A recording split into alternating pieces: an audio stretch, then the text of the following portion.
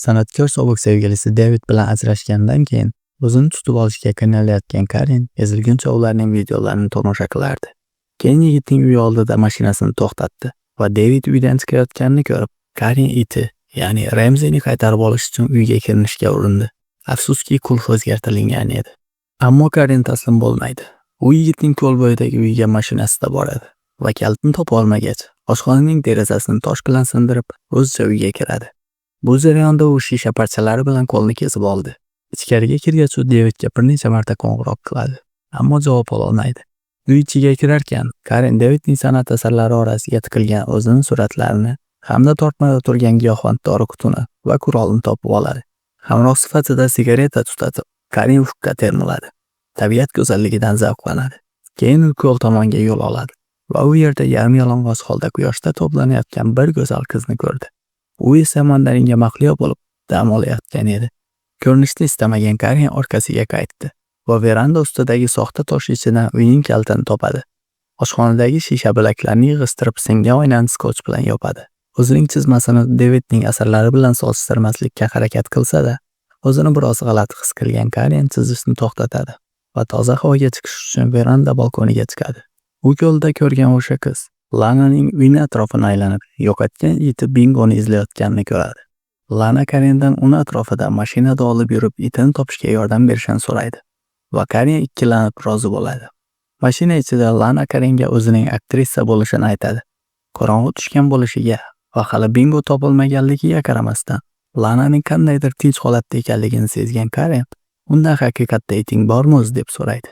Lana yolg'on gapirmayotganini aytadi va oradan bir necha soniya o'tib, "To'xta, Bingoni ko'rdim" deydi.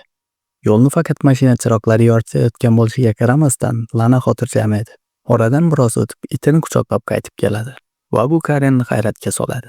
Uni uyga olib borish o'rniga, Lana Karendan o'zini Bingoning ko'l bo'yidagi uyga olib borishini so'raydi va ota-onasi uni izlamayotganini, chunki ular bilan birga yashamasligini aytadi.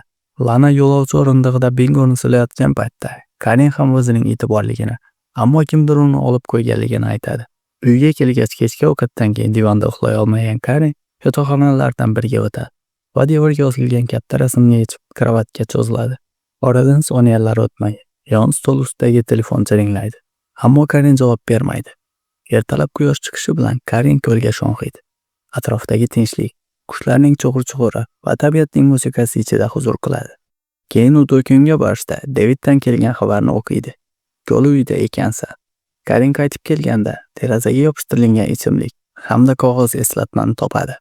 Unda Bingoni topishda yordam berganing uchun rahmat deb yozilgan edi. Pastida esa Lananing telefon raqami qo'yilgan edi. Karen raqamga qo'ng'iroq qiladi va oradan biroz o'tib Lana keladi. Karen unga ichimlik taklif qiladi, lekin Lana bosh tortdi. U chekishni afzal ko'rishini aytdi. Bunga esa huquqiy ruxsat yo'qligini, chunki u 19 yoshda ekanligini aytgan holda sigareta tutatardi. Karenga ham taklif qiladi. So'ng Karen unga juda yosh ekanligini aytib, Davidning gaplarini eslaydi. Lana devordagi asarlarni tomosha qilib bo'lib, stoldagi surat bulardan ham boshqacharoq ekanligini aytadi. Karen plastinkadagi qo'shiqni tinglashni xohladi va o'zi sevgan qo'shiqni qo'yib, universitetning 1-kursida o'qiyotgan paytida yoqtirgan yigitining kvartirasida eshitganini eslaydi. O'sha paytda yigit uni o'pmoqchi bo'lyapti deb o'ylagan. Ammo u shunchaki ohangga raqs tushgan. Xuddi xonada Karen yo'qday. Ko'p o'tmay telefon jiringlaydi va ularning zavqli muhiti buzildi.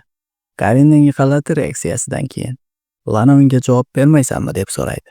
Shunda Karen tan olib, bu uyning egasi emasligini va telefon qilayotgan uning sobiq sevgilisi ekanligini aytadi. Buni eshitgan Lana sevgilisi uni bezovta qilyapti deb taxmin qiladi va telefonni ko'tarib, Davidga to'g'ridan to'g'ri, yana qo'ng'iroq qilma, xiyonatchi deb baqiradi va so'kadi. Hayratda qolgan Karen undan buni qanday bilganligini so'raydi. Lana esa yelka qisib, hamma erkaklar bir xil uyumligini aytdi. Shundan so'ng ular tuni bo'yi suhbatdan bir-birini yaxshiroq tanib olishadi. Lana hatto uyqudagi Karenga ham qandaydir xayollar bilan yaqinlashadi va kechasi esa shu uyda o'tdi. Ertasi Karen uyg'onib, yangi do'stini olishda tayyorlanganligini ko'radi. U ustiga mevalar bilan bezatilgan gulguch shakldagi pankeyk olib keladi va keyin qayerdan olganligini ko'rsatadi. Ko'l bo'yida faqat ichki kiyimdagina dam olayotgan Lana mandarin postini archadi va bolaligida qushuning barmog'idan xuddi shu mevani olib uchib ketganligini, Ammo u shundan kattaroq bo'lmaganligini, shu sababli esa bu hayotidagi eng hayratlanarli lahza ekanligini aytadi. Ammo afsuski, hech kim unga ishonmagan. Shunda u mandarinni ko'lga uloqtiradi. Karen so'raganda, Lana uning uyi ko'lning narigi betida ekanligini aytadi. Keyin u Tommi degan tanishi bilan sayohatga ketish rejasi borligini bildirdi. Karen unga ehtiyot bo'lishni, odamlar undan foydalanishga urinishi mumkinligidan ogohlantirdi. Shundan keyin u qayiqda ko'lni suzib uy tomon ketardi. Karen chizmasini davom ettirayotgan paytda kutilmaganda taqillagan eshik uni cho'zib yubordi. O'zini bu deb tanishtirgan erkak uyning texnik xizmatchisi edi. Derazani go'yo shamol sindirganligini eshitgan texnik undan ehtiyot bo'lishni maslahat beradi. Bo'yiga ishonmagan qiz keyinchalik derazani 2 qavat plastik bilan qoqlaydi. Lekin kechki ovqat payti plastik shovullab kimdir tegayotgandek tovush chiqardi. Yo'lda cho'milayotganlardan Lana bu haqida so'raydi va Karen uni texnik xizmatchi ekanligini aytadi. U hojatxonaga ketganda Karen uning sumkasini titkilaydi va ichidan Julia deb qayta-qayta yozilgan daftarni topadi. Oradan biroz o'tib, qiz Bo bilan qaytib keladi va u bilan birga cho'milardi. Bir-birlari bilan eski tanishlardek sho'x hazillashib suvda suzishardi. Buni xushlamagan Karen ularni yolg'iz qoldirdi. Telefon orqali yigitining uyiga beso'roq kirgani uchun politsiyaga xabar berishi bilan qo'rqitadi. David esa uni kuzatish yoqishini aytadi. Oradan ko'p o'tmay, ular o'rmon sayri vaqtida daraxtga o'lgan yurak shaklini ko'radi. Va shu payt Daviddan hech qanday tentaklik qilma shaklidagi xabar keldi. Shu payt ularning quvnoq kayfiyati o'zgargandi. Karen birdan Lanani chetga olib buni jiddiy tushuntiradi va ular ketib qolishdi. Ucho'lon gulxan atrofida o'tirishgancha Bo yigit sabab Karendan xavotir olishini aytdi. So'ng Karen o'z chizmasini yoqib yuboradi va bar tomonga yo'l oldi. O'sha kechasi Lananing iltimosiga ko'ra Karen uni bu uydan olib ketadi. Yo'lda unga yegulik olib beradi va haqiqatni so'raydi. Karen o'zi mashhur rassom emasligini tan oldi. Bunga javoban Lana unga tasalli beradi. Ular bir-birlariga ko'proq yaqinlashayotgan edi va biroz suhbatlashib olishadi. Karen Lanani yotishi uchun divan tayyorlaydi. Ammo o'zi kravatda yotganda eshik oldida yostiq ko'targan Lana paydo bo'ladi va u bilan birga bo'lmoqchiligini aytadi. Karen hali uxlab qoldi deb o'ylagan Lana uning kiyimlarini kiyib ko'radi. Karenning oyoqlaridagi paypoqlarni yechadi. Tirnoqlariga surtilgan bo'yoqni oladi va xonadan chiqib ketdi. Lana tirnoqlariga bo'yoq surtayotgan paytda Bo undan Karenni ehtiyot bo'lishini so'rab, hali u bilan sho'xlik qilmaganligini aytadi. Lana esa jirkanch ohangda hamma erkaklar shunday deb o'ylaydi deb javob berdi. Xonaga qaytib kirib Karendan bo'sa oladi. Karen orqaga tisarilib, kariligini aytadi. Ammo Lana yana yaqinlashdi. Nihoyat Karen ham taslim bo'ldi. Hissiyotlari ustun keldi. U Lananing ko'ylagini yechishini, lekin o'ziga qaramasligini aytadi. Lana iltifot bilan rozi bo'ldi. Ular yaqinlasha boshlashdi. Sezgilar oshgan va negadir kutilmaganda Lana orqaga chekinadi va kechirim so'raydi. Hissiyotga to'lib, Lana Karenga yuragini ochadi. Tommi uni prodyuser do'stining uyiga olib borganini aytadi va o'sha uy kecha Karen uni olib ketgan joy edi. U yerda divan va kamera bor edi. Prodyuser unga mashhurlikka erishish uchun dang'illatishi kerakligini aytadi. Hech qanday tanlov yoki sinovdan o'tmagan Lana o'zini ishontiradi. Bu normal holat deb o'ylaydi va aytganini qiladi. Keyingi lahzada prodyuser o'z qilichini chiqaradi va uni qo'lga olib o'ynaydi. Jang paytida esa yaramas Tommi burchakda kulib turardi.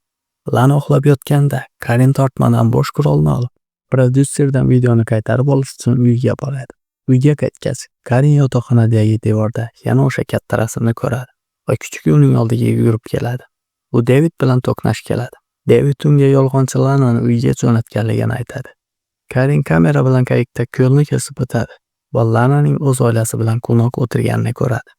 Videoni ko'rib chiqarkan, u Lananing sinov paytidagi lavhalardan uning asl ismi Julia ekanligini va yoshi 16 ekanligini bilib oladi. Uni ixtiyori bilan ko'ylagini yechayotganini ko'rganda qo'rqib ketadi va kamerani ko'lga uloqtiradi. Karen qaytib kelganda uning kuchiga va Bo kutib olishadi. Bo unga yangi derazani ochiq qoldirganini aytadi. Shunda Karen va Ramsey uyga kirishi oson bo'lardi. Karenning qilgan ishini eshitgan Lana unga qo'ng'iroq qiladi. Minnatdorchilik bildiradi va asl ismini tan oladi. U Karendan video haqida bilishini so'raydi. Karen rad etadi. Julianing yo'lqonlaridan ezilgan Karen ko'z yoshlari bilan endi uni ko'rmasligini va u yaxshi aktrisa ekanligini aytadi. Julia telefonda gapirayotganda go'shakni qo'yadi. Shu bilan oradan vaqt o'tadi. Julia bo'sh qolgan ko'ldagi uyga keladi. Ushbu nuqtada esa kinomiz o'z poyoniga yetdi va sizga yoqqan bo'lsa albatta like bosish esingizdan chiqmasin.